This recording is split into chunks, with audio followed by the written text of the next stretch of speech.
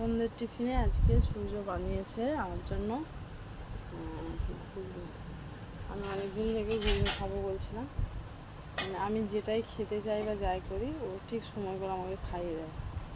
এইটা একটা ব্যাপার অবশ্যই আছে, জানি না কেমন হবে, কি হয়েছে না যায় না সেটা পরের কথা কেমন হয়েছে, কিন্তু এটা একদম বাস্তব কথা। আমি যত বছরের জীবনে আছি তত বছরে আমি জিনিসটা নোটিস করেছি, আমি যদি কিছু পছন্দ করি বা কিছু খেতে চাই ও ঠিক সময় মতো করে আমাকে বানিয়ে খাওয়াই, নয় কিনে নিয়ে এসে খাওয়া। বানানো যেটা যদি বাইরে কোনো রেস্টুরেন্টে খাবার হয় ভালো, যেমন পিৎজা এসবগুলো, তখন কিনে নিয়ে এসে দেয় আর বাড়িতেও বানিয়ে দেয়। কী হয়েছে কেমন হচ্ছে জানি না, আমি এখন উঠে যেতে পারছি না।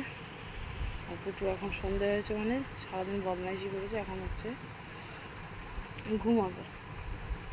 দেখা যাক ঘুগনি কেমন আসে। পেঁয়াজটা বলো, আমি খাবো বলে পেঁয়াজটা হচ্ছে আমি বলেছি খাবো না কাঁচা পেঁয়াজ, এই জন্য বলছে বলো যে তুমি। ও যেটা আমাকে বললো যে হেভি ঘুগনি বানাবো, মটর খুঁজে পাবে না। ও আর কি এই ঘুগনি মটর সেদ্ধ করার সময় খাবার সোডা একটু বেশি পরিমাণ দিয়ে ফেলেছে, বুঝতে পারিনি। তাই কেমন হয়েছে দেখি খেয়ে। মটরটা একটু বেশি সেদ্ধ হয়ে গেছে। দেখা যাচ্ছে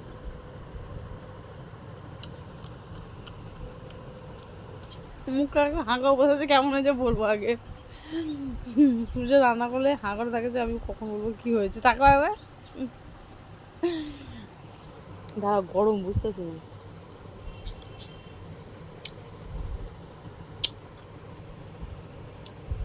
ঠিক আছে, টক দরকার আর কাঁচা পেঁয়াজ দরকার। লেবু হলেও তো হবে, লেবু নেই, টক দরকার। তেঁতুল আছে না এই পেঁয়াজটায়? না, তার চাট মশলা দিতে হবে না, তেঁতুল দিতে হবে না, তেঁতুল দিলে হবে না, আমি খেলে হবে না আমার। তুমি কাঁচা পেঁয়াজই দাও আমার। না কিছু দিতে হবে না, নুনের সেটা দিতে পারো, কাঁচা পেঁয়াজ। আমি টক এরকম তেঁতুল বা খাবো না, আমার তো জ্বর ভাবও আছে শরীর।